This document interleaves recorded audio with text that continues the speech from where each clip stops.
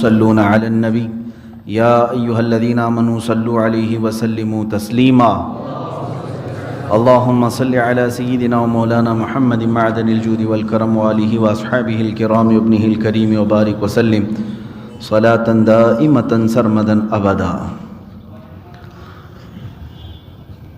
بسم اللہ الرحمن الرحیم۔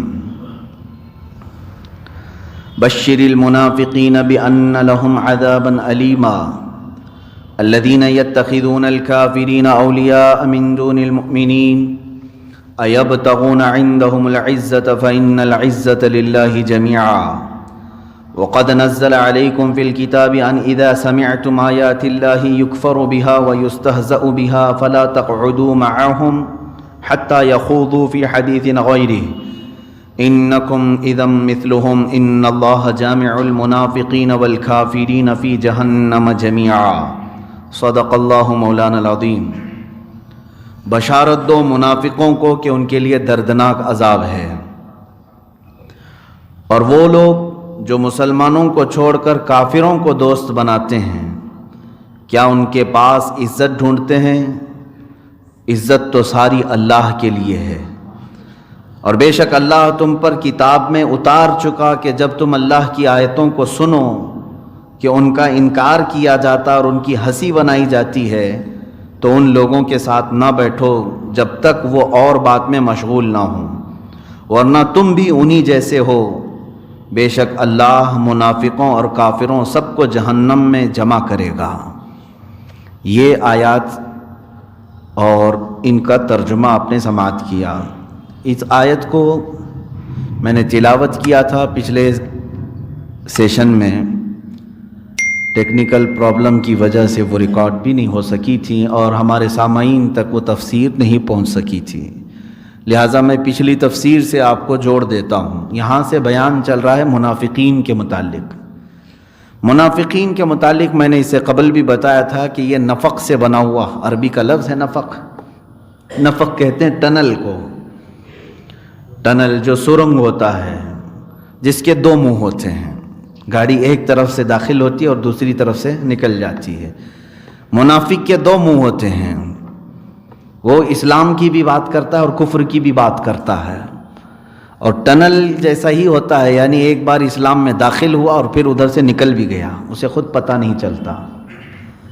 اور ایک نافقہ ہے لفظ عربی کا، ایک جنگلی درندہ یا چوہا ایک اس طرح کا ہوتا ہے جس کے دو منہ ہوتے ہیں، جس کو یہ نافقہ کہا جاتا ہے، اسی سے منافق بنا ہوا ہے۔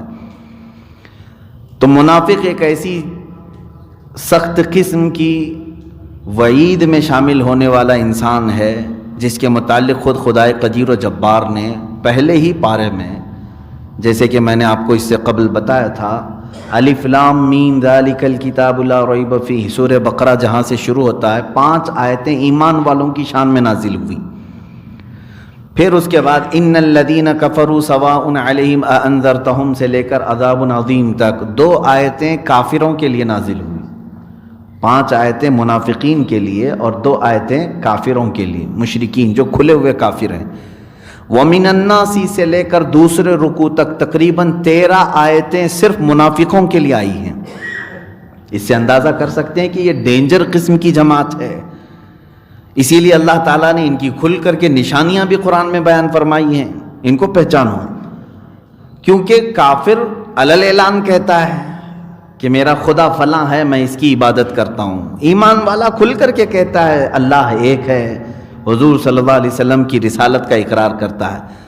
کافر بھی ظاہر ہے اور ایمان والا مومن بھی ظاہر ہے، لیکن منافق کو پہچاننا مشکل ہے کہ یہ کبھی کفار و مشرکین میں جاتا ہے تو ان کی باتیں کرتا ہے، ان کے بتوں کی، ان کے گرو گھنٹالوں کی، اور پھر جب ایمان والوں میں آتا ہے تو کہتا ہے ہم تمہاری طرح سے ہیں۔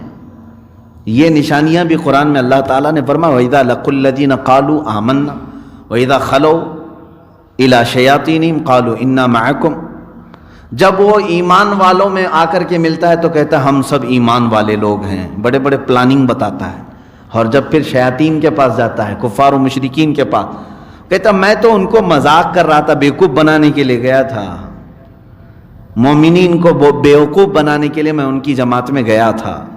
کفار کو بھی راضی رکھنا چاہتا ہے، مومنین کو بھی راضی رکھنا چاہتا ہے۔ وجہ کیا ہے اس کی؟ یہ منافقت آتی کیسے ہے اس کے اندر؟ صرف اور صرف دنیاوی ہوس اور لالچ انسان کو منافق بناتی ہے۔ منافق کیوں بنتا ہے آدمی؟ اس میں فائدہ کیا ہے اس کا؟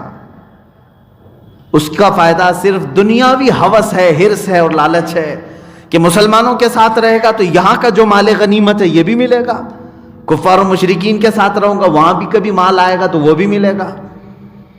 دونوں جگہ اپنے جھنڈے لہرانا اس کو اچھا لگتا ہے۔ ظاہر سی بات ہے اس زمانے میں یہ دیکھنے کو بھی ملتا ہے، بی جے پی میں بھی جھنڈا لے کر کے جا رہے ہیں، کانگریس میں بھی جھنڈا لے کے جا رہے ہیں، نہ وہ بی جے پی کے ہیں نہ کانگریس کے ہیں۔ کیوں میاں کیوں جا رہے ہیں؟ دنیاوی ہوس ہے ان کو، حرص ہے، ادھر سے 500 ملیں گے ادھر سے 500 ملیں گے، ہیں کسی کے نہیں۔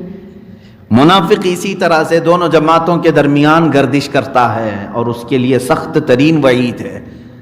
میں پچھلی تفسیر سے آپ کو جوڑ رہا ہوں، اللہ نے فرمایا بشر المنافقین بان لهم عذابا الیما، اے رسول بشارت دے دو منافقین کو، اللہ نے ان کے لیے درد والا عذاب رکھا ہے۔ عذاب ہی ڈینجر ہے اور پھر اس میں درد والا کیسا ہوگا یہ اللہ بہتر جانتا ہے۔ مطلق اگر اللہ نے عذاب قرار دے دیا تو اس کا تو سب سے ہلکا عذاب دوزخ کا یہ ہے۔ حضور اکرم صلی اللہ علیہ وسلم نے فرمایا سب سے ہلکا عذاب اگر کسی کو دیا جائے گا جہنم میں تو وہ یہ ہے کہ آگ کی جوتیاں پہنائی جائیں گی جس کی گرمی سے اس کا بھیجا کانوں سے باہر آ رہا ہوگا۔ یہ ہلکا عذاب ہے، منیمم اگر کسی کو دیا جانا ہے تو اتنا دیا جائے گا۔ اور جہاں اللہ نے عذاب علیم کہا، درد والا عذاب، عذاب عظیم کہا، بہت بڑا عذاب، عذاب مہین کہا، ذلت والا عذاب، وہ اللہ ہی بہتر جانے کہ وہ کیسے عذابات ہوں گے، وہ کس قدر سخت ترین ہوں گے۔ تو منافقین کے لیے اللہ نے فرمایا درد والا عذاب ہوگا، ان کو دردناک عذاب ہوگا۔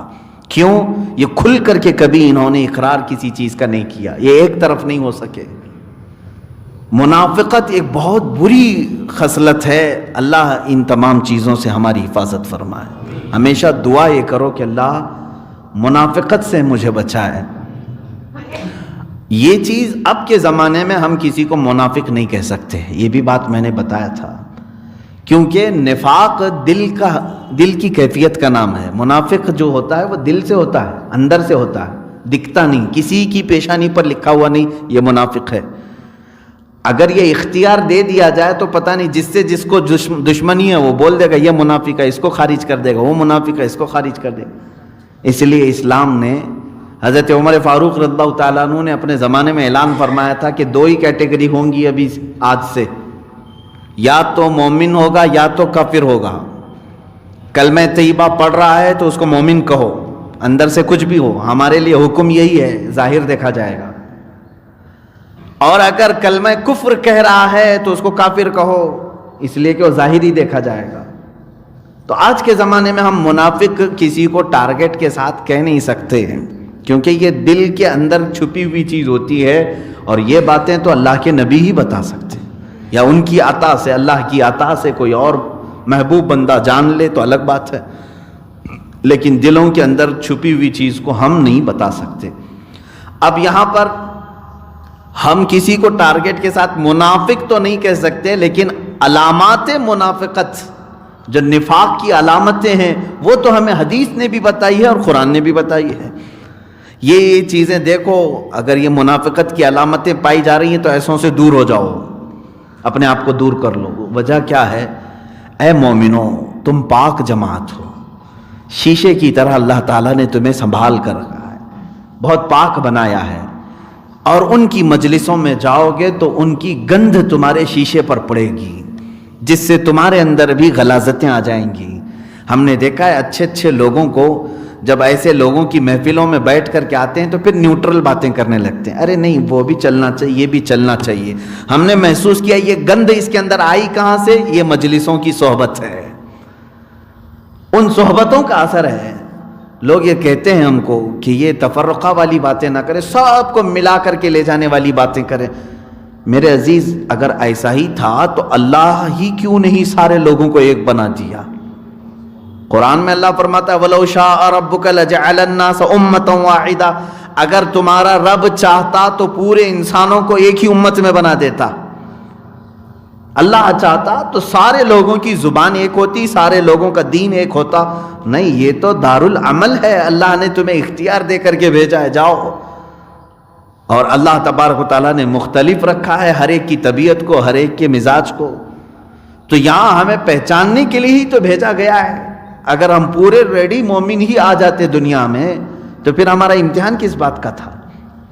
یہ دارالعمل ہے، دارالامتحان ہے، امتحان کا گھر ہے، یہاں پر پہچانا جائے گا. اب منافقین کی جو صفات ہیں وہ بہت ساری ہیں، اس میں سے چند یہ ہیں. میں نے پچھلی تفسیر میں بھی آپ کو بتایا تھا کہ ان کو بعض بزرگوں نے چوہے سے مشابہت دی ہے. چوہے سے ان کی مشابہت دی. منافق جو ہے چوہے کی طرح ہوتا ہے. کیا کرتا ہے؟ تمہارے گھر کے اندر ہوتا ہے، تمہیں معلوم ہی نہیں پڑتا، اور کاٹتا ہے مین چیزوں کو. کبھی کرنٹ کی تار کاٹ دیتا ہے، کبھی گیس کے پائپ کو کاٹ دیتا ہے، اور کبھی جو ہے چاول کے تھیلے کو کاٹ دیتا ہے، جو تمہارا کھانے پینے کی چیزیں اس کو خراب کر دیتا ہے. بڑے بڑے نقصانات کرتا ہے چھوٹا سا منہ. اور اکثر لوگوں کو معلوم بھی نہیں ہوتا ہمارے گھر میں چوہا ہے. ہوتا یہی ہے. منافقین جس جماعت میں ہوتے ہیں وہ اپنا ظاہر نہیں کرتے اور مین وائرنگ کو کاٹنے پہ لگے رہتے ہیں. اسی لیے بزرگوں نے فرمایا کہ یہ منافق جب تمہاری جماعتوں میں آ جائے تو سیدھے تمہارے جو مدینے سے کنیکشن ہے اسی تار کو کاٹنے کا کام کرتا ہے، مین وائرنگ پر حملہ کرتا ہے. اولیاء کاملین کے قریب جانے سے تمہیں جو روک رہا ہے یہ کٹنگ ہی تو ہو رہی ہے. ہم تو رزق کے دروازے دیکھ رہے تھے، اللہ والوں کی بارگاہ سے ہمیں رزق کی فراوانی ہوگی. یہ سارے چاول کے تھیلے کاٹ ہی دیا انہوں نے. بہت سارے ایسے ہیں بیچارے جو کٹے ہوئے ہیں. اسی لیے علامہ نظمی میاں رحمۃ اللہ تعالی علیہ نے فرمایا تھا، نجدی تیرا ٹھکانہ کیا، تو تو کٹی پتنگ ہے. انکار علم مصطفیٰ گتھی میں ہے تیری پڑا، نجدی تیرا ٹھکانہ کیا، تو تو کٹی پتنگ ہے. کٹی پتنگ کا مطلب کیا ہے؟ جس کی ڈور کٹ گئی، پتہ نہیں وہ کس کھائی میں جا کے گرے. ہاں، یہ کاٹا کس نے ہے؟ عزیزان گرامی وقار، ہماری نسبتیں سب مدینہ رسول سے وابستہ ہیں، اولیاء کاملین سے وابستہ ہیں. ہم آج تک ہاتھ میں ہاتھ دے کر کے اپنے پیر و مرشد سے بیعت کر کے اپنے سلسلے کو، سلسلہ کہتے ہی ہیں چین کو، پھر آگے بڑھانے کی کوشش کرتے ہیں. لیکن اس میں کٹنگ جو لوگ کرتے ہیں وہ منافق ہیں کہ تمہاری تار کٹ جائے. یہ ہوتے کافر ہیں، مشرک ہوتے ہیں، لیکن اسلام کا لباس اوڑھ کر کے آتے ہیں.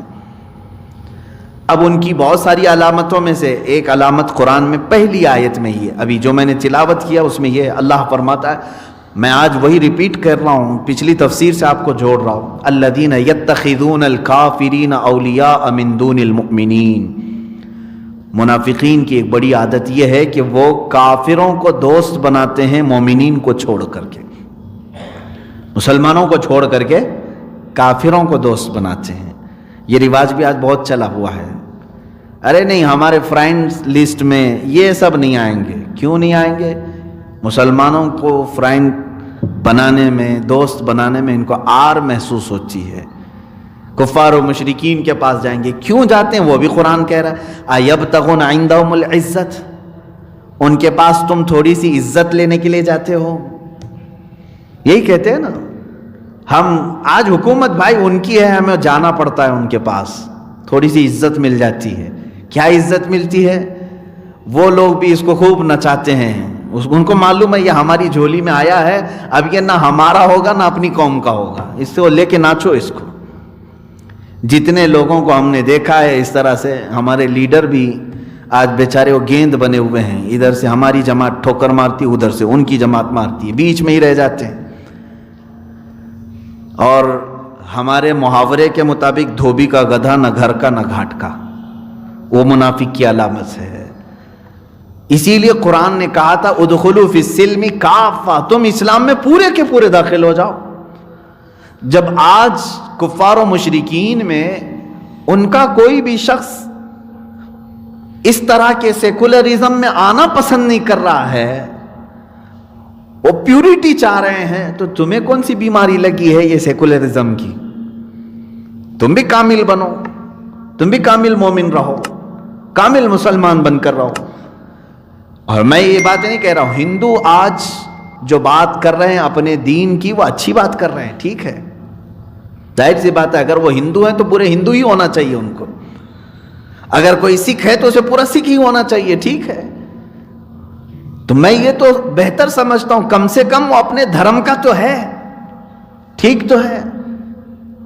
لیکن میں یہی چاہتا ہوں کہ اے مسلمانوں، تم بھی اپنے دین میں کامل ہو جاؤ، تم بھی اپنے اسلام پر یقین رکھو اور تم کامل ہو جاؤ۔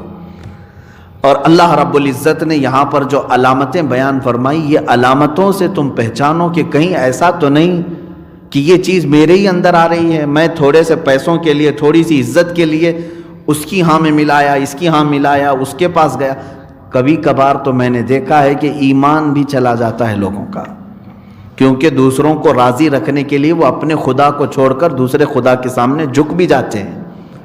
ہوتا ہے ایسے، کہتے ہیں نہیں یہ سب کرنا پڑتا ہے ہم کو، ہم سیاست میں ہیں، ہم کو سب کرنا پڑتا ہے۔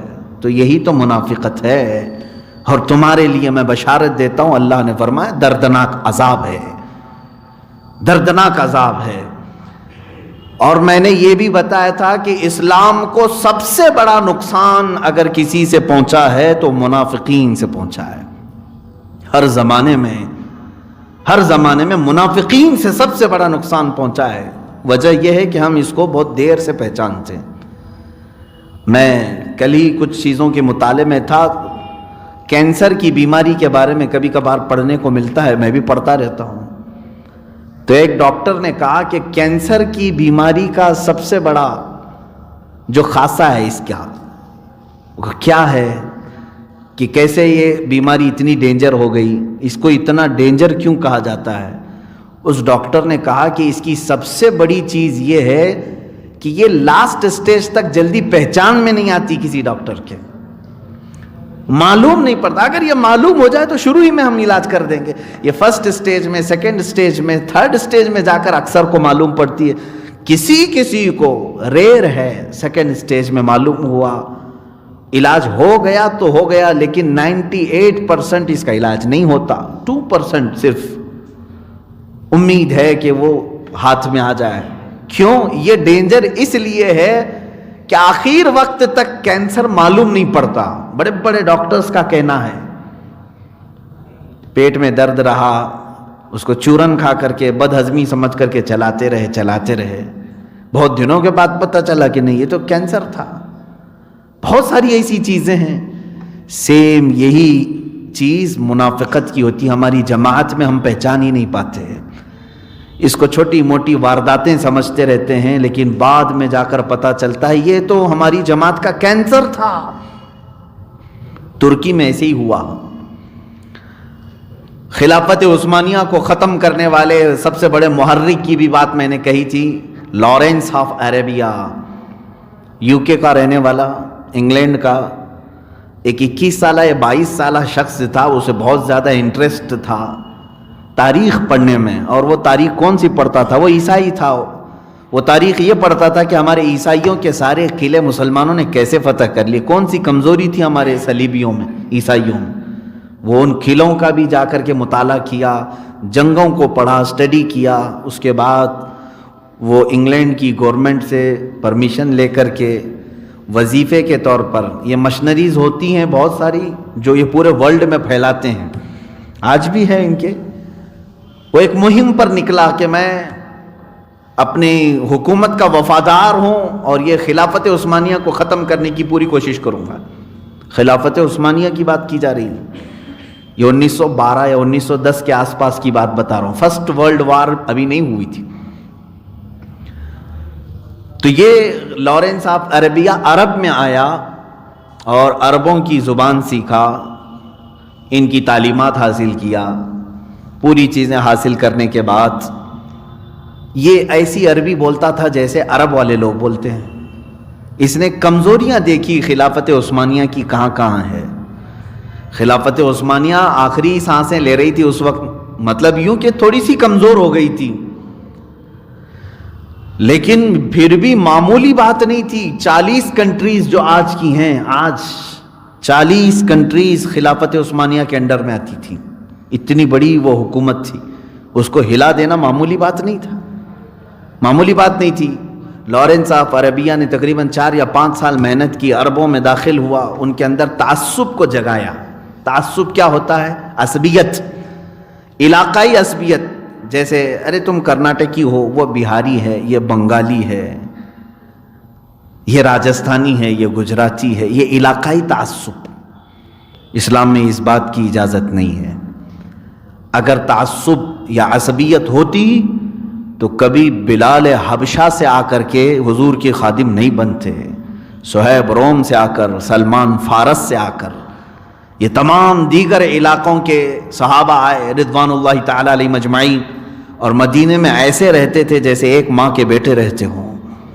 علاقائی عصبیت ہمارے ہاں جائز نہیں. لیکن منافقین جو ہے اس عصبیت کو ابھارتے ہیں ہر جگہ، اس عصبیت کو کہ تمہارا وطن ہے، دوسرے آ کر کے اس پر قبضہ کیے ہوئے ہیں، تمہاری زمین ہے.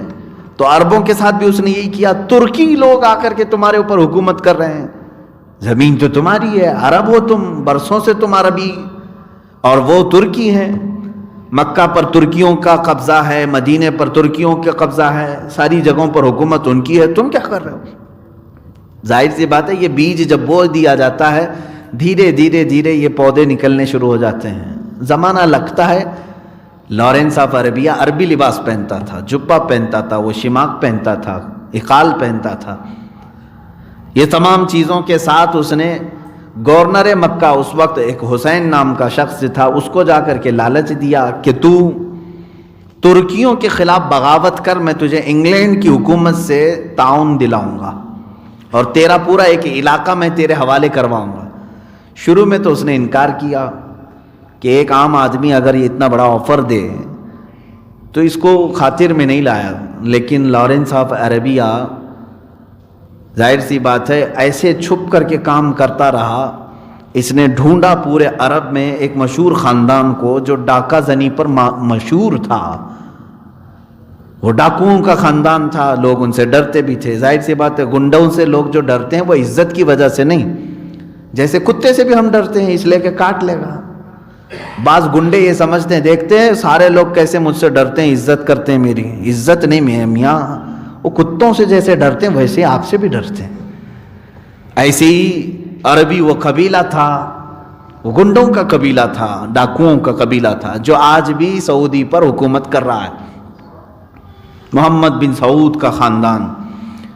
لارنس آف عربیہ ان کے پاس پہنچا، انہیں لالچ دیا. ان کو صرف پیسوں سے مطلب تھا، زمین سے مطلب تھا، اور وہ اس لالچ میں وہ آ گئے اور بغاوت شروع کر دیا. جگہ جگہ ان لوگوں نے لوٹ مار شروع کر دی. ترکی جو تھے وہ سمجھ ہی نہیں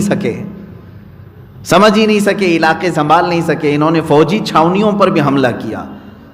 میں جب پڑھ رہا تھا تو مجھے اس کی اہمیت پتہ چلی کہ ترکی حکومت نے یعنی خلافت عثمانیہ نے لارنس آف عربیہ کے سر کی بڑی قیمت رکھی تھی کہ اس کو ڈھونڈ کر کے لاؤ تو اتنا انعام دیا جائے گا، کیونکہ بیج یہی تھا، کینسر یہی تھا. آخر وہ زمانہ بھی آیا جب مکہ اور مدینہ طیبہ میں بھی جو لوگ موجود تھے ان کو بھی خرید لیا اس نے. اور دعویٰ یعنی کس بات کی لالچ دی گئی، وعدہ کس بات کا تھا کہ ہم اپنے آقاؤں سے یعنی امریکہ سے، یورپ سے، انگلینڈ سے تمہیں ایک زمین، بہت بڑی زمین کے مالک تمہیں بنا دیں گے، بادشاہ تم رہو گے. طے پا گیا.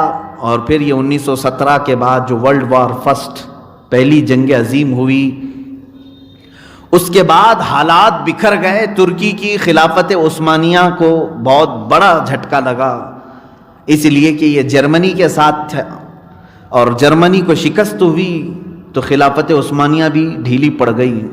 فرانس، یورپ، امریکہ یا انگلینڈ جو ایک طرف تھے یہ غالب آ گئے، وہیں سے ان کا غلبہ شروع ہوا. اس سے پہلے کوئی سپر پاور نہیں تھا. یہ فرسٹ ورلڈ وار کے بعد یہ غلبے میں آئے یورپ، انگلینڈ وغیرہ، ورنہ پہلے تو ہمارا سکہ بولتا تھا. خلافت عثمانیہ 650 سال تک سپر پاور یہی تھی. فرسٹ ورلڈ وار کے بعد پھر ان کے حوصلے بڑھ گئے، خلافت عثمانیہ کو انہوں نے ختم کرنے کے لیے پوری ایڑی چوٹی کا زور لگایا، اور عربوں میں داخل ہو کر کے لارنس آف عربیہ نے عربوں کو خود ابھارا تھا۔ باہر سے فوج نہیں آئی تھی عربوں کو ختم کرنے، ترکی کو ختم کرنے، علاقائی لوگوں کو ابھارا تھا کہ تم اٹھو ترکیوں کے خلاف، کہ تم اپنی زمینوں کے مالک ہو، تم اپنی زمینیں ان سے واپس لے لو۔ لوگ جاہل ان کی باتوں میں آئے، جگہ جگہ پر ترکیوں کے ساتھ مٹ بھیڑ ہونے لگی، تو ترکی جو ہے آخر میں سمجھوتے پر آئے، ایک صلح نامہ ایگریمنٹ ہوا اس بات پر کہ نہیں، ہم ساری چیزیں تمہارے حوالے کر کے واپس ترکی جاتے ہیں۔ معاہدہ ہوا، ایگریمنٹ ہوا، اس لیے کہ ہم نہیں چاہتے کہ مکہ اور مدینے میں مسلمانوں کا خون بہایا جائے، ان مقدس شہروں کو ہم خون سے لال نہیں کرنا چاہتے۔ شریف لوگ تھے وہ۔ تو تقریباً 1923 میں یہ معاہدہ ایگریمنٹ قرار پایا، اور اس کے بعد ترکی وہاں سے چھوڑ کر چلے گئے۔ لیکن آج بھی ان کے عشق رسول پر میں واقعی اللہ کا شکر بھی ادا کرتا ہوں کہ اب بھی امت مصطفیٰ صلی اللہ علیہ وسلم میں ایک جماعت ایسی ہے جو عظمت رسول کی قائل ہے۔ ان ظالم وہابیوں نے پوری دنیا میں اپنی سڑن اور اپنی بدبو پھیلا کر کے یہ کہا کہ اسلام یہی ہے۔ ترکی جب جانے لگے تو کوئی چیز وہاں سے نہیں لے گئے، بلکہ ایگریمنٹ یہ کیا، رسول کریم صلی اللہ تعالی علیہ وسلم سے وابستہ جتنے تبرکات ہیں ہم سب ترکی لے جائیں گے۔ ان وہابیوں نے چھوڑ دیا، لے جاؤ، یہ ویسے بھی ان کو کیا مطلب تھا تبرکات سے، اگر وہ رکھ کر جاتے تو شاید یہ لوگ سب جلا دیتے، شرک کے نام پر، توحید کے نام پر سب ختم کرتے، بہت ساری چیزیں انہوں نے مٹا دیا، ختم کر دیا۔ ایگریمنٹ ہوا اور اس کے بعد چلے گئے۔ میرے عزیزو، اس کا پس منظر میں بتا کر آپ سے صرف اتنی بات کہنا چاہتا ہوں، 650 سال پر پھیلی ہوئی خلافت عثمانیہ جب دم توڑنے لگی، اپنے ہی علاقوں میں عرب میں کمزور ہوئی، تو کس کی بدولت، کس کی وجہ سے؟ ایک منافق کی وجہ سے، لارنس آف عربیہ، جس کینسر کو شروع میں نہیں پہچانا گیا تھا۔ یہ اسی طرح سے جڑیں کاٹتے ہیں اور وائر کاٹتے ہیں، مین جگہوں پر یہ حملہ کرتے ہیں۔ یہ اتنا بڑا نقصان کر کے گیا جس کا خمیازہ بھگتتے بھگتتے آج امت کو 100 سال ہو گئے۔ اور ہندوستان کی تاریخ میں بھی میں نے یہ پچھلی مرتبہ عرض کیا تھا کہ آزادی کا سب سے بڑا فریڈم فائٹر پہلا وہ شہید ٹیپو سلطان ہیں علیہ الرحمت والرضوان۔ ان کی کاوشیں اگرچہ آج لوگ بھول چکے ہوں، لیکن جب ابھی کہیں سے انگریزوں کے خلاف کوئی بات نہیں کرتا تھا، اس وقت اس مرد مجاہد نے ان کے خلاف جنگیں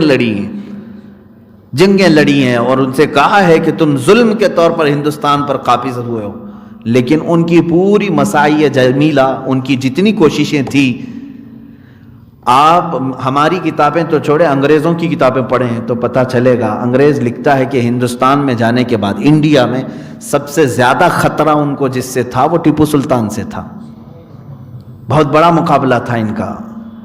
اور حتیٰ کہ میں نے تاریخ میں یہ پڑھا ہے کہ ٹیپو سلطان شہید ہو گئے، ان کی لاش کو اٹھانے کے لیے نہیں جا رہے تھے، ڈر رہے تھے۔ ان کے جسم پر ایک کوا آ کر بیٹھا، تب انہیں پتا چلا کہ ان کی موت ہو گئی، تب تک تو قریب بھی نہیں جا رہے تھے، اتنا خوف، اتنی ہیبت تھی۔ لیکن اس مرد قلندر، اس مرد مجاہد کو اگر نقصان اٹھانا پڑا ہے تو انگریزوں کی فوج سے نہیں، اپنے اندر موجود منافقین، میر صادق، نظام حیدرآباد، ان لوگوں نے دھوکہ دیا تھا ٹیپو سلطان کو۔ یہ اندر آ کر کے فوج میں داخل ہو کر کے ان کا تعاون کرنے کے نام سے پیچھے کے دروازے کھول دیے جہاں سے انگریز داخل ہو سکیں اور حملہ کر سکیں، کیونکہ انگریزوں نے انہیں لالچ دی تھی کہ ٹیپو سلطان کو ختم کرنے میں تم ہمارا ساتھ دے دو، ہم تم کو فلاں فلاں جگہ کی ریاست دے دیں گے۔ میں بارہا یہی کہہ رہا ہوں کہ منافق آدمی بنتا کس لیے ہے؟ ایک ہی چیز، دنیا کی ہوس، دنیا کی لالچ انسان کو منافق بناتی ہے۔ عزیزان گرامی وقار، کربلا کے اس میدان میں بھی دیکھیں، امام حسین کے مقابل میں جو لوگ آئے تھے وہ سب کلمہ پڑھنے والے لوگ تھے۔ کون سے کفار و مشرکین آئے تھے؟ یہودی، عیسائی آئے تھے، کلمہ گو لوگ تھے، کلمہ پڑھتے تھے، اور رسول اللہ کے نواسے کے خلاف انہوں نے تیریں اٹھا لی، تلواریں اٹھا لی۔ کس وجہ سے؟ اس لیے کہ صرف بادشاہ کی طرف سے اعلان ہوا تھا کہ جو اس میں فتح یاب ہوگا اسے اتنا اتنا مال دیا جائے گا، ہوس، دنیا کی ہوس۔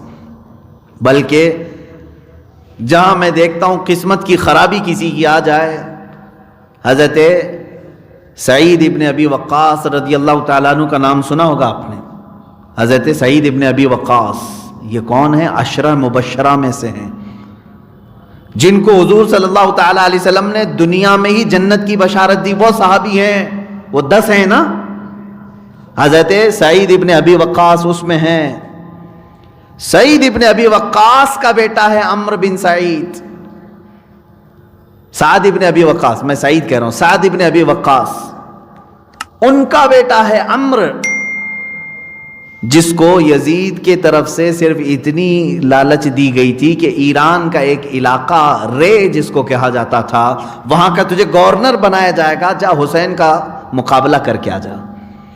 عشرہ مبشرہ میں سے صحابی رسول کا بیٹا ہے، ایک تخت کی وجہ سے ایران کی طرف جانے کی بجائے کربلا کی طرف آ گیا 4000 کا لشکر لے کر۔ اور شروع میں ڈر بھی تھا کیونکہ وہ جانتا تھا کہ اللہ کے نبی کا نواسا ہے، باوجود اس کے دنیا کی ہوس غالب جب آ جاتی ہے تو انسان کو کافر بنا دیتی ہے۔ 10ویں محرم تھی جب اس نے تیر اٹھایا اور تیر پھینک کر کے خیمہ حسین کی طرف، سارے کوفیوں سے کہا ہے کوفیوں گواہ رہنا، جب یزید کے پاس یہاں کا قصہ بیان کیا جائے تو یہ بیان کرنا کہ سب سے پہلے حسین کی طرف تیر چلانے والا سعد ابن ابی وقاص کا بیٹا عمر ہے، وہ یہ کہہ کر کے تیر چلایا اس نے، اور انجام بھی بہت برا ہوا۔ سر حسین کو انہوں نے جدا کیا جسم ناز سے، اور پھر اس کو گھمایا، جو کچھ بھی کیا، لیکن نہ اس کو رے کی حکومت ملی، نہ ایران کی کوئی بادشاہت ملی۔ 2 سال نہیں گزرے تھے کہ اس کی جان پر ایسی آفت آئی، مختار سقفی نے اس کو ٹکڑے ٹکڑے کر کے مار دیا۔ اسی کو کہتے ہیں نا دھوبی کا گدھا، نہ گھر کا نہ گھاٹ کا، گدھا نہیں کتا، نہ خدا ہی ملا نہ وصال صنم، نہ ادھر کے رہے نہ ادھر کے رہے۔ یہ منافقین ایسے ہوتے ہیں کہ ان کو نہ ایمان والوں کی صحبت میسر آ سکتی ہے، نہ کفار و مشرکین کی، کچھ بھی نہیں۔ اسی لیے اللہ تعالیٰ فرماتا ہے کہ منافقین یہ سمجھتے ہیں کہ ہم سب کو دھوکہ دے رہے ہیں، در حقیقت وہ خود اپنے آپ کو دھوکہ دے رہے ہیں، وہ خود اپنی ذات کو دھوکہ دے رہے ہیں کہ تم آخرت میں دردناک عذاب مول لے رہے ہو اور تمہیں پتہ ہی نہیں ہے۔ یہ کیسے ہے کہ جو شخص ایک درخت پر بیٹھے، ٹہنی پر بیٹھے اور کاٹنے لگے اس کو آری لے کر کے، تو گرے گا کون؟ دنیا گرے گی، جو تماشا دیکھ رہے تھے، جو لوگ دیکھ رہے تھے وہ گریں گے، وہ خود کھائی میں گرے گا جس ٹہنی کو وہ کاٹ رہا ہے۔ اسی طرح منافقین اسلام میں آ کر کے یہ سمجھتے ہیں عظمت رسول پر حملہ کر کے، اولیاء کی مزارات پر حملہ کر کے، ان کو مردہ کہہ کر کے ہم یہ تمام عقائد ان کے اندر سے ہٹا دیں گے، ختم کر دیں گے۔ در حقیقت تو خود اپنے جہنم میں جانے کا سامان بنا رہا ہے، خود اپنے جہنم میں جانے کا سامان بنا رہے۔ دھوکہ کس کو دے رہے ہو؟ تم خود اپنے آپ کو دھوکہ دے رہے ہو۔ اب آگے کی آیتیں سنیں میرے عزیز، یہ پچھلی تفسیر میں بھی میں نے یہ باتیں عرض کی تھیں۔ اچھا اب علاج کیا ہے ان کا؟ ایک جاتے جاتے یہ بھی علاج بھی بتا دوں۔ منافقین کو بعض بزرگوں نے کیا فرمایا؟ چوہے کی مانند ہیں، کاٹتے ہیں نا، قطر بھی نہیں۔ گھر میں چوہا ہوتا ہے تو وائرنگ کاٹ دیا، تھیلے کاٹ دیا، کھانا ادھر کا ادھر کر دیا، یہ تمام چیزیں ہوتی۔ اور اسی لیے حدیث رسول میں یہ بھی ہے نا، فرمایا گیا کہ رات کو چراغ گل کر کے سو۔ کیوں؟ فرمایا گیا چوہا، شیطان جو ہے چوہے کی شکل میں آئے گا، چراغ کو کھینچ کر کے کپڑوں کے پاس لے جائے گا، گرائے گا، آگ لگے گی جس سے تمہارا پورا گھر بھی جل سکتا ہے، آگ لگانے کا کام بھی کرے گا۔ تو چوہا بڑا اس طرح کا دشمن ہے کہ سمجھ میں نہیں آتا، لیکن ہوتا گھر میں ہے۔ کیا کرتے ہیں آپ چوہوں کے لیے؟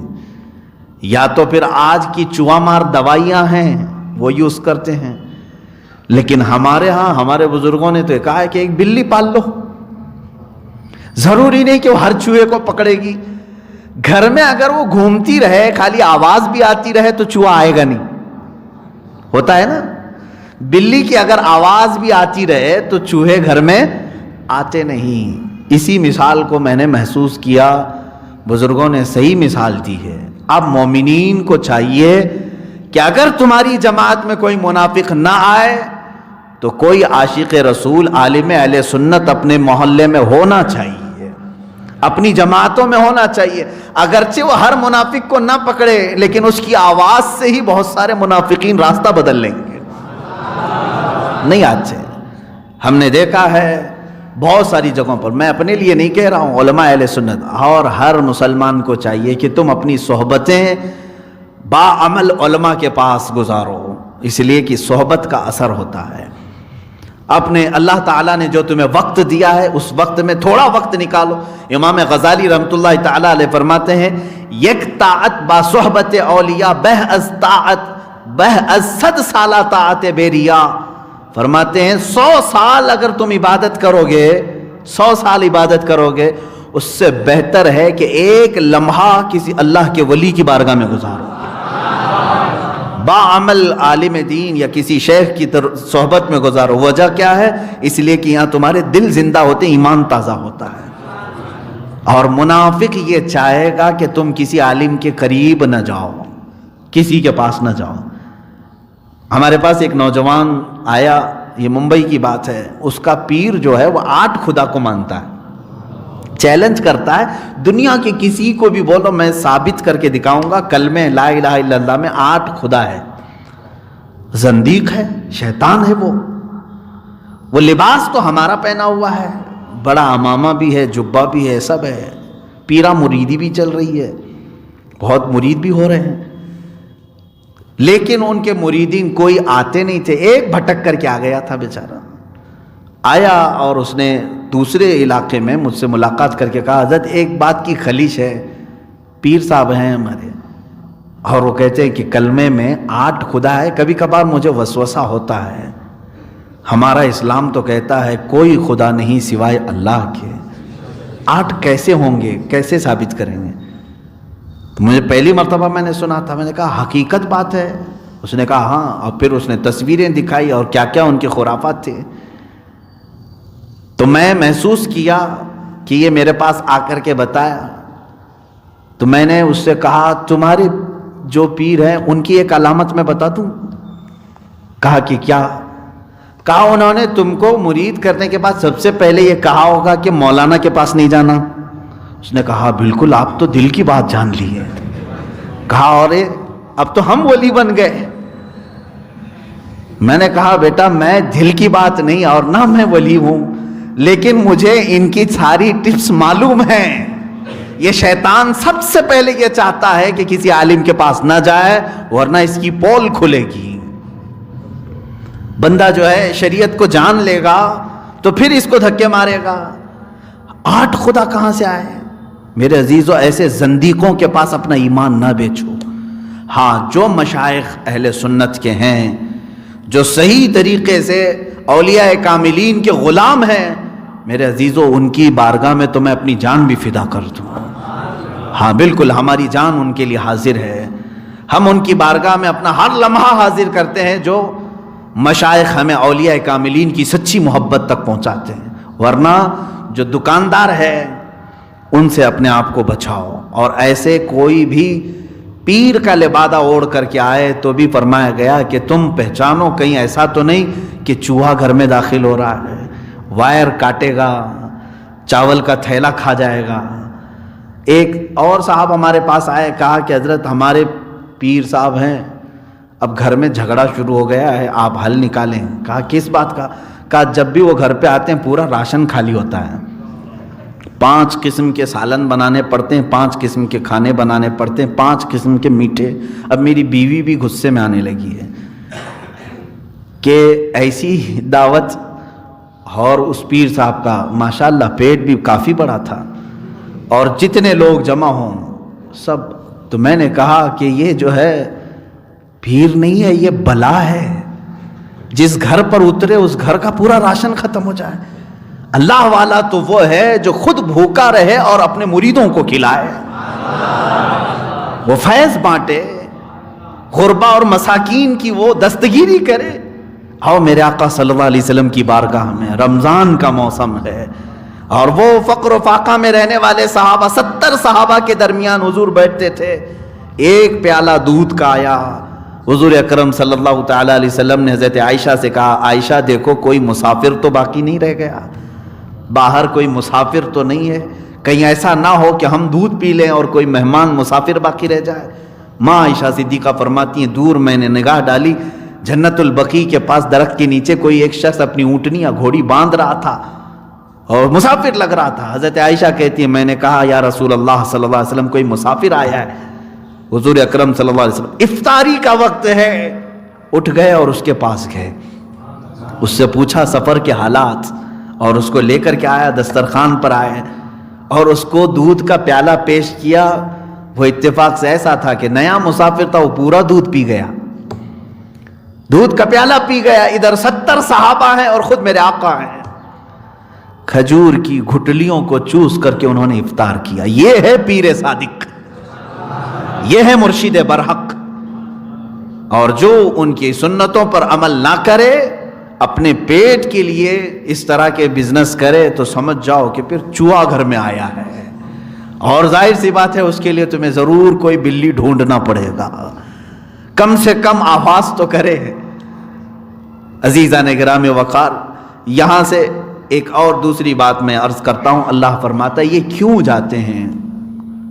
एक मिसाल मैंने बताया था कि ये इनकी बड़ी निशानी ये है कि ये मोमिनीन को छोड़कर दोस्त किसको बनाते हैं? काफिरों को। और इस मिसाल में सबसे फिट बैठते हैं आज के हालात, सियासी हालात को देखें। इस्लामिक कंट्रीज जो अपने आप को कहते हैं, ये दोस्त किसको बनाना पसंद कर रहे हैं आज? सऊदी अरब इजराइल की तरफ हाथ बढ़ा रहा है, यूएई इमारात इजराइल को अपने गोद में बिठाना चाहता है और अपने यहाँ पूजा पाठ के लिए बुला करके कुफ्फार और मुशरिकीन का इस्तकबाल कर रहे हैं। एक तरफ फिलिस्तीन के निहत्ते बच्चे सालों से मारे जा रहे हैं, उनके पास एक रोटी पहुंचाने की इनके अंदर तौफीक नहीं। मुल्क शाम में ये खुद हमले कर रहे हैं सऊदी वाले। यमन में तकरीबन 2011-12 से चल करके आज तक 8 साल से बमबारी कर रहा है सऊदी अरब, जिसको मरकज़ इस्लाम कहते हैं ना लोग। मेरे अजीजों, इलाका तो हो सकता है लेकिन तख्त पर बैठा हुआ हक पर हो, यह जरूरी बात नहीं है। अब तक वही सऊदी अरब 400 से ज्यादा उलमा को जेल में पहुंचाया हुआ है। उसमें सलफी उलमा भी हैं, सूफी उलमा भी हैं, सुन्नी भी हैं, वहाबी भी हैं। 400 से ज्यादा। क्यों? इसलिए कि इनकी गलत पॉलिसियों पे वो बात कर रहे थे, जुमा के खुतबे में बोल रहे थे।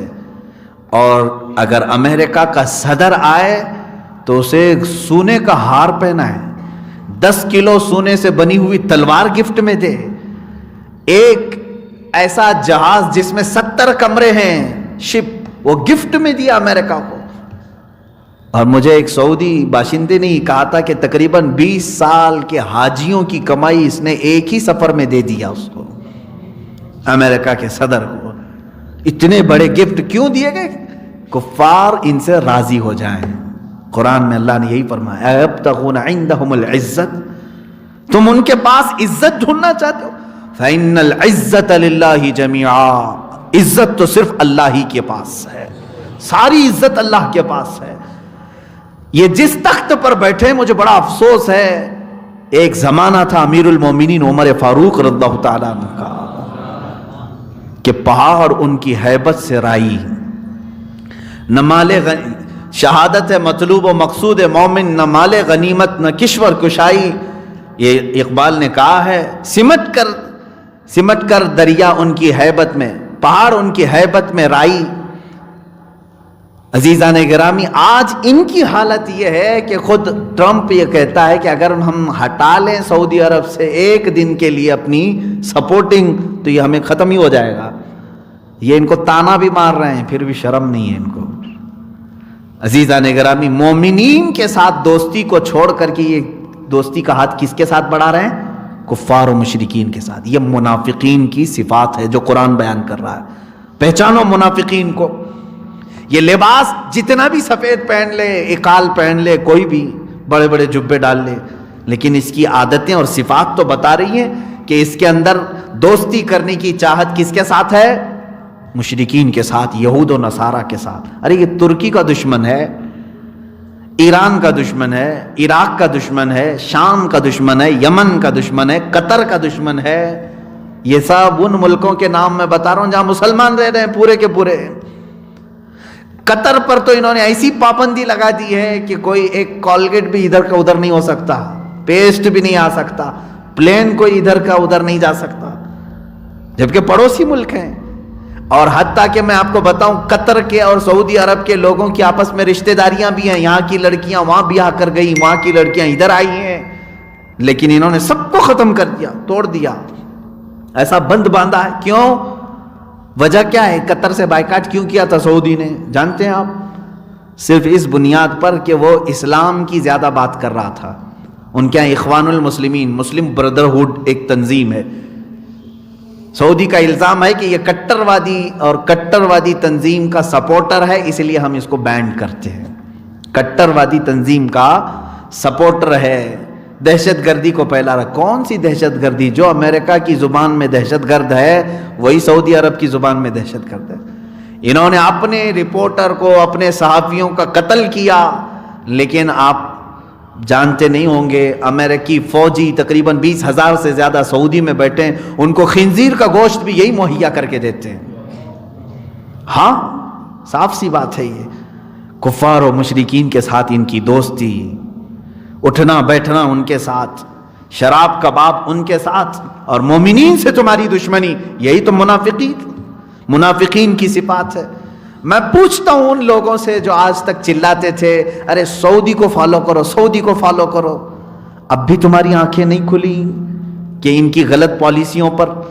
انہوں نے سینما تھیٹر کھول دیے پورے سعودی عرب میں صرف کفار و مشرکین کو راضی رکھنے کے لیے، پردے کو ہٹانے کا حکم دے دیا، آزادی دے دو، بیچ بنانے کا آرڈر دے دیا کہ ننگے وہاں پر بھی ناچیں۔ ایک سٹی بنانے جا رہی ہے 5 اسٹار سٹی، جس پہ سارے کنٹریز اپنا انویسٹ کر رہے ہیں، جس میں اسرائیل سب سے بڑا انویسٹر ہے سعودی عرب میں۔ جس حجاز پاک کو، جس عرب شریف کو اللہ کے نبی صلی اللہ تعالیٰ علیہ وسلم نے ہر بے حیائی سے پاک کیا تھا، افسوس ہے کہ اس زمانے میں وہ ساری بے حیائیاں یہ لانے کی کوشش کر رہے ہیں۔ پہچانو یہ سعودی نہیں ہیں، یہ یہودی ہیں، لباس اوڑا ہوا ہے انہوں نے اسلام کا۔ جو لارنس آف عربیہ نے 100 سال پہلے ترکی کو ختم کرنے کے لیے کیا تھا، وہی آج تخت پر بیٹھے ہوئے لوگ کر رہے ہیں۔ پہچان نہیں پا رہے ہیں لوگ، یہ کینسر ہے۔ اس وقت تمہیں معلوم ہوگا جب یہ بہت کچھ تباہ کر چکا ہوگا۔ جیسے ترکی میں ہوا یہ کہ مصطفیٰ کمال باشا نام کے شخص کو انہوں نے اپنا لیڈر بنایا، ترکیوں نے، خلافت عثمانیہ کے ختم کرنے کے بعد۔ مصطفیٰ کمال باشا کون ہے؟ اس کو کہا جاتا ہے بہت روشن خیال آدمی، بہت ترقی چاہنے والا آدمی۔ وہ ایک فوجی لیڈر تھا اور اس کو لوگوں نے ہاتھوں ہاتھ لیا کہ یہ اچھی اچھی باتیں کرتا ہے، جیسے یہاں ہندوستان والوں نے اچھے دن آئیں گے کہہ کر کے بیوقوف کو ہاتھوں ہاتھ لے لیا تھا۔ ہاں ظاہر سی بات ہے جب کوئی ڈمرو بجاتا ہے تو اس وقت اچھا لگتا ہے، لیکن جب کھیل ختم ہو جائے تو سب کھجلی ہے اور کچھ بھی نہیں ہے۔ وہاں مصطفیٰ کمال باشا کو ترکیوں نے اٹھایا، اس نے صرف 11 سال کے اندر 650 سال سے چلی ہوئی خلافت عثمانیہ کی نشانیوں کو ختم کر دیا۔ اذانوں کو اس نے بند کروایا تھا، اذان دینے پر پابندی لگا دیا تھا۔ کون؟ مصطفیٰ کمال باشا۔ حجاب پر پابندی لگایا کہ کوئی عورت حجاب نہیں پہنے گی، آج تک اس کے اثرات باقی ہیں ترکی میں۔ یورپ کے رنگ میں رنگنے کے لیے یہ یورپیوں کا پیدا کیا ہوا شخص تھا، مصطفیٰ نام ہے، اور اس نے قرآن پاک کو تک عربی میں پڑھنے کی پابندی لگا دی تھی کہ عربی زبان ہی نہیں چلنی چاہیے، جو کچھ پڑھو وہ ترکی زبان میں ہو، قرآن ترکی زبان میں پڑھو، نمازیں ترکی زبان میں پڑھو، اذان بھی اگر دینا ہے تو ترکی زبان میں۔ کیوں؟ یہی چوہا ہے جو مین وائرنگ کاٹنا چاہتا ہے۔ عربی زبان ایسی ہے جو پوری دنیا کے مسلمانوں کو آپس میں جوڑتی ہے۔ حرم کعبہ میں جب ہم جاتے ہیں، کیا افریقی، کیا امریکی، کیا آسٹریلوی، کون کہاں سے ہے معلوم نہیں، لیکن جب اپنے رب کو پکارتے ہیں تو کہتے ہیں لبیک اللہم لبیک۔ یہ عربی زبان ہے۔ جس خطے میں بھی جاؤ، نماز اگر کوئی مسلمان پڑھتا ہے تو سورہ فاتحہ ہی سے شروع کرتا ہے۔ اس زبان سے ہم سب کو جوڑا گیا تھا، اور اس چوہے نے اسی کو کاٹنے کی کوشش کی، اس زبان کو ختم کرو۔ اور ترکی میں صرف 11 سال کے اندر اس نے پورا نقشہ بدلنے کی کوشش کی، بدل بھی دیا۔ علماء کو اس نے قید کیا، مارا، جیلوں میں ڈالا، اور جو ماڈرن تھے ان کو آگے کیا۔ ترکی کا لا بنایا اس نے، سمویدھان جیسے ہے، اور سیکولرزم پر ترکی قائم رہے گا، یہ وہاں پر لکھا ہوا ہے۔ اور اگر کوئی بھی صدر غیر سیکولر آئے تو فوج کو اختیار ہے کہ اس کا تختہ پلٹے اور فوج قابض ہو جائے، یہ آئین میں اس نے لکھوایا۔ ایسی ایسی چیزیں کہ پوری ترکی کو یورپ کے ہاتھوں بیچ دیا کہ ترکی اپنی ہی زمین سے کوئی فائدہ نہیں اٹھا سکے گا۔ دریائے فاسفورس سے جتنے بھی جہاز گزریں گے وہ کوئی ٹیکس نہیں دے گا ترکی کو۔ پورا یورپ ترکی کی زمین آج بھی استعمال کرتا ہے، کوئی ٹیکس نہیں دیا جائے۔ یہ کون ایگریمنٹ بنایا؟ مصطفیٰ کمال بادشاہ، جس نے ابھی مسجد آیا صوفیہ جو معاملہ ابھی چند دنوں پہلے آپ نے سنا ہوگا، یہ 500 سال سے مسجد تھی اور اس کو اس نے بدل کر کے میوزیم بنا دیا تھا۔ یہی وہ شخص تھا مصطفیٰ کمال بادشاہ۔ ترقی کے نام پر، ماڈرنیٹی کے نام پر، جدت کے نام پر پورے اسلام کی جڑیں کھوکھلی کر دیا تھا۔ لیکن جب یہ مرا تب علماء کو پتا چلا کہ یہ یہودی تھا، اسلام کا لباس اوڑھ کر کے مسلمانوں میں آیا تھا۔ ایک فرقہ ہے یہودیوں کا، دو نما فرقہ، جو لوگ اپنے بچوں کا نام ہی مصطفیٰ، مرتضیٰ، محمد، احمد رکھتے ہیں، پڑھاتے بھی ہیں مسلمانوں، لیکن ان سے وعدہ لیتے ہیں، عہد لیتے ہیں کہ تم اسلام کی بیخ کنی کرو گے، جڑیں کاٹو گے، مسلمانوں میں جماعتیں بناؤ گے، ان میں فرقے پیدا کرو گے۔ یہ عہد لے کر کے نکلتے ہیں۔ انہی میں سے ایک شخص تھا مصطفیٰ کمال۔ میرے عزیزو، ان منافقین کی اگر فہرست گناؤ تو بہت لمبی چلی جائے گی، لیکن افسوس اسی بات کا ہے کہ ہم پہچان نہیں پاتے اور یہ بہت نقصان کر جاتے ہیں۔ ہونا کیا چاہیے، ان کا علاج کیا ہے؟ وہی میں نے شروع میں جو بتایا، بلی پالو۔ تم اہل سنت و جماعت کے علماء کی صحبت اختیار کرو، دینی کتب کا مطالعہ اپنے لیے لازم پکڑ لو، بعد میں کوئی بھی آ کر کے تمہیں بہکائے گا نہیں انشاءاللہ العزیز۔ اور علماء کو بھی چاہیے کہ وہ اپنی عزت و وقار کو سنبھال کر کے رکھیں۔ آج ہماری قوم علماء سے دور ہے تو ان کے اخلاق سے بیزار ہو کر کے دور ہو گئی ہے، وہ اپنی وقار کو سنبھال کر کے نہیں رکھ رہے، جس کی وجہ سے قوم ان کے قریب آنے سے کترا رہی ہے۔ ارے ان کے پاس کیا جائیں۔ آج ان کی بھی اپنی اصلاح کی ضرورت ہے۔ میں علماء کو بھی کہتا ہوں کہ اپنا وقار سنبھالو، اپنی عزت سنبھالو۔ آج بھی قوم پیاسی ہے، تمہارے صحبت میں گزارنا چاہتی ہے وقت۔ بہت دور دور سے لوگ یہ سوال کرتے ہیں کہ ہماری زندگی میں مہینے میں 2 دن ہمیں ملتے ہیں، میں چاہتا ہوں کہ کسی باعمل عالم کی صحبت میں گزاریں، کہاں جائیں؟ عزیزان گرامی، ان علماء کو چاہیے کہ وہ عمل کے میدان میں آئیں، اپنا تقوی اور اپنی پرہیزگاری کو سنبھالیں۔ بہرحال یہ منافقت کا ٹاپک بہت طویل ہے۔ 2 چیزیں میں نے ذکر کیا۔ ایک عادت ان کی یہ ہے کہ یہ کافروں کو دوست بناتے، مومنین کو چھوڑ کر کے۔ یہ صفت اگر کسی میں ملتی ہے تو اس سے دور ہو جاؤ، بیزار ہو جاؤ۔ ایک دن ایسا آئے گا کہ یہ تم کو بھی کافروں کی صحبت میں لے جائے گا۔ اگر کسی کو دیکھ رہے ہو کہ یہ بار بار مسلمانوں کی برائی کرتا ہے اور صرف کافروں کی تعریف کرتا ہے تو سمجھ جاؤ کہ یہ منافق ہے، اس کا دل منافق ہو گیا ہے۔ ایسے سے اپنے آپ کو دور کر لو۔ مسلمان جتنا بھی گرا ہوا ہو اخلاقی اعتبار سے، لیکن اس کی بخشش کی امید ہے، اللہ رب العزت بخش دے گا۔ لیکن جو خدا کو ہی اپنا دشمن سمجھا ہوا کافر ہے، اس کو تم کیسے اچھا کہہ سکتے ہو؟ جو تمہارے پیدا کرنے والے کا ہی نہیں ہو سکا، وہ تمہارا کہاں سے ہو سکے گا؟ اس بات کو ہمیشہ اپنے باندھ کر کے رکھ لو، یہ ہماری نصیحتوں میں سے ایک چیز تو یہ ہے کہ منافقین قیصر و کسریٰ، یہ 2 سپر پاور کا نام میں بتا رہا ہوں، روم کا بادشاہ، ایران کا بادشاہ۔ روم کے بادشاہ کو قیصر کہتے تھے، ایران کے بادشاہ کو کسریٰ کہتے تھے۔ جب حضرت عمر فاروق رضی اللہ تعالیٰ عنہ کے زمانے میں یہ دونوں بھی کنٹریز فتح ہو گئیں، یہ دونوں سپر پاور ٹوٹ کر بکھر گئے، روم بھی اور ادھر کا ایران بھی، دونوں بھی سلطنت اسلامیہ میں داخل ہو گئے، خلافت اسلامیہ میں آ گئے۔ اب مسئلہ یہ تھا کہ حضرت عمر فاروق رضی اللہ تعالیٰ عنہ کے پاس صحابہ وہاں کا مال غنیمت لے کر کے آئے۔ مال غنیمت کس کو کہتے ہیں؟ جب دشمن ساری چیزیں چھوڑ کر چلا جائے تو جو بچا ہوا مال ہے وہ فتح پانے والی جماعت کا ہوتا ہے. تو صحابہ وہاں سے مال غنیمت لے کر کے آئے. اس مال غنیمت میں ایک بہت ہی قیمتی قالین بھی آیا. وہ کسریٰ کے ہاں دربار میں بچھایا جاتا تھا. اس قالین کی اہمیت اتنی تھی کہ اگر دنیا کے کسی شخص کو بادشاہ اس قالین پر بٹھا دے تو زندگی پر فخر کرتا تھا کہ کسریٰ کے محل کے اس فلاں قالین پر بیٹھا ہوا میں آدمی ہوں. وہ فخر کر کے لوگوں کو بتاتا تھا کہ وہ بہت ہی قیمتی قالین تھا. اور ایسے ویسے کسی ہر آدمی کو بٹھاتا بھی نہیں تھا. جب کسی کو بہت نوازنا ہوتا تھا بادشاہ کو, اس قالین پر وہ بٹھاتا تھا. کسریٰ کے دربار کا قالین. اب جب کسریٰ کی ساری سلطنت ٹوٹ کر بکھر گئی تو وہ قالین بھی مال غنیمت میں آیا. صحابہ اس کو مدینہ لے کر کے آئے. رسول کریم صلی اللہ تعالیٰ علیہ وسلم کا یہ مدینہ طیبہ جہاں سیدنا عمر فاروق رضی اللہ تعالیٰ عنہ کی خلافت کا زمانہ ہے. صحابہ نے کہا یا امیر المؤمنین, مال غنیمت میں ایک بہت قیمتی چیز آج ہمارے ہاتھ آئی ہے. کہا کیا چیز ہے؟ کہا وہ قالین جس پر بیٹھنے کے لیے ہر کوئی تمنا کرتا تھا, کسریٰ بادشاہ کے دربار میں بچھا ہوا قالین, اور اس پر بیٹھ کر کے جانے والا زندگی بھر فخر کرتا تھا. آج وہ ہم لے کر کے آئیں, اس کو کہاں رکھا جائے؟ کیا آپ کی کرسی اس پر بچھائی جائے یا منبر پر رکھا جائے؟ کہاں رکھا جائے؟ سنو میرے عزیزو, امیر المومنین نے فرمایا اے میرے صحابہ لاؤ اس قالین کو. دیکھا نہایت ہی نفیس عمدہ قیمتی قالین. حضرت عمر فاروق رضی اللہ تعالیٰ عنہ نے فرمایا مسجد نبوی کے دروازے کے باہر بچھاؤ, ہر نمازی اپنا پیر پوچھ کر اندر آئے گا.